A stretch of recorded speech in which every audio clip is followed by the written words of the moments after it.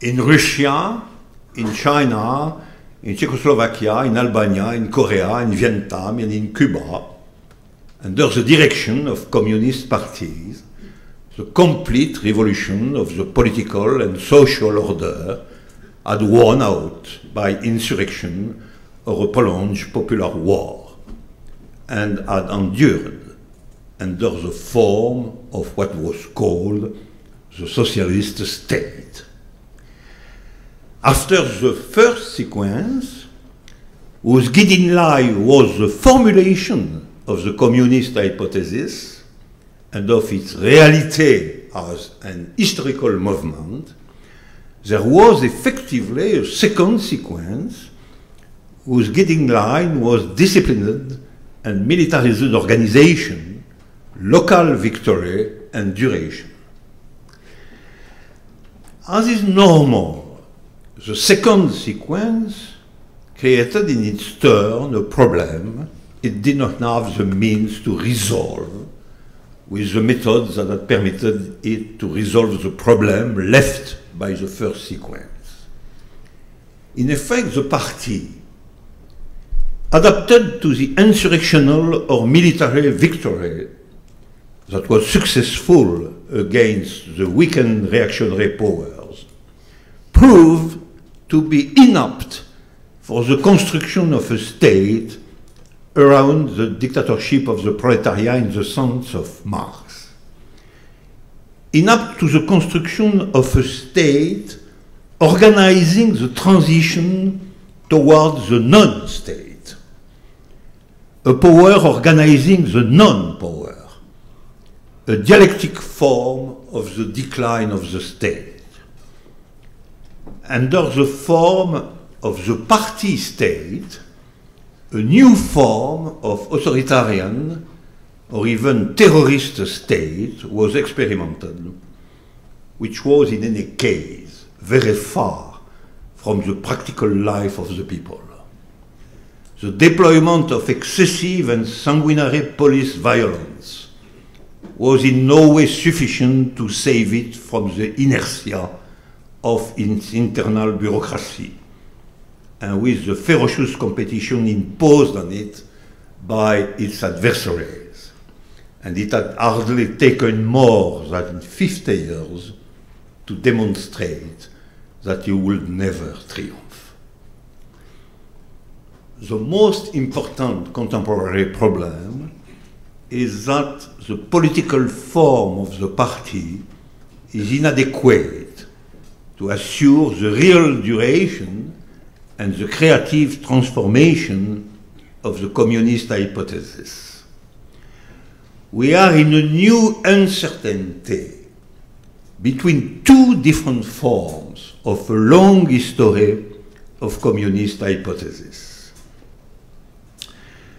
Recall in effect that between the first and the second sequence, between the last position of Marx and the first of Lenin, there are at the end of the 19th century 40 years of triumphant imperialism.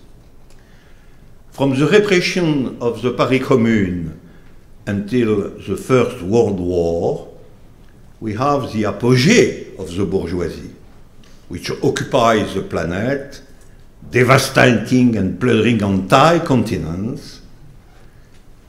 I talk about sequences of the communist hypothesis, but these sequences are separated by intervals in which what prevails in terms of balance and stabilization is certainly not the communist hypothesis.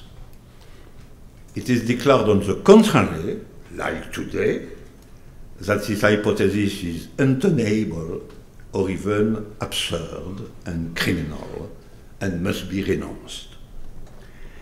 This authorizes us to return to our question. Where do we stand now? Admit that for the world, the second sequence was achieved towards the end of the 70s.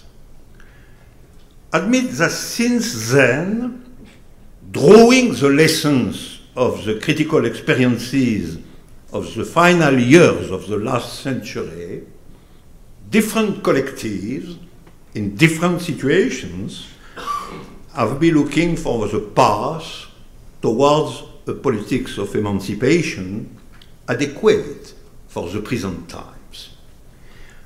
Of course, in one way or other, we accumulate theoretic and historical teaching that was born of the first sequence and the central function of the victorious discipline born of the second. However, our problem today is neither the existence in movement of the communist hypothesis, nor its disciplined victory on the level of the state. Our problem is the proper mode in which new political thought, ordained by the hypothesis, is presented in figures of action.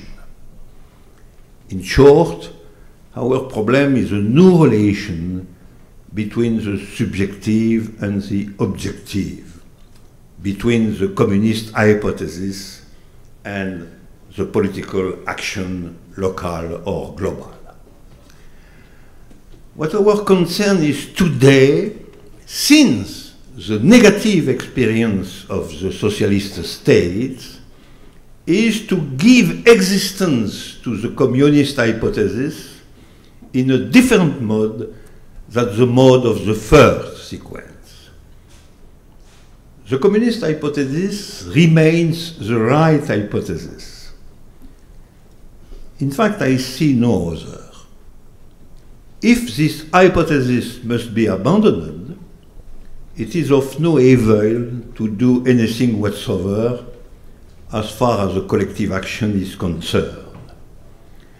Without the horizon of communism, without this idea, nothing in historical and political evolution is of a nature to interest really the philosopher. Let everyone mind his own business and talk no more about it. In fact, what has become our task, or we can even say our philosophic duty, is to contribute to defining a new mode of existence of the hypothesis itself. New by the type of political experimentation this hypothesis can give rise to. We have learned from the second sequence and its final attempts, we must return to the condition of existence of the communist hypothesis and not only perfect the means of our struggle. We cannot be satisfied with the dialectic relation between the state and the mass movement, with the preparation of the insurrection, with the construction of a powerful, disciplined organization. We must first, in reality, re-establish the hypothesis in the ideological and militant field. With respect to this, we are closer to a set of problems already examined in the 19th century than we are to the grand history of the revolution of the last century. Just after 1840, for example, we are now confronted to absolutely cynical capitalists, more and more inspired by the idea that only wealth counts, that the poor are just lazy, that the Africans are backward, and that the future, with no discernible limit, belongs to the civilized bourgeoisie of the Western world. All kinds of phenomena from the 19th century reappear.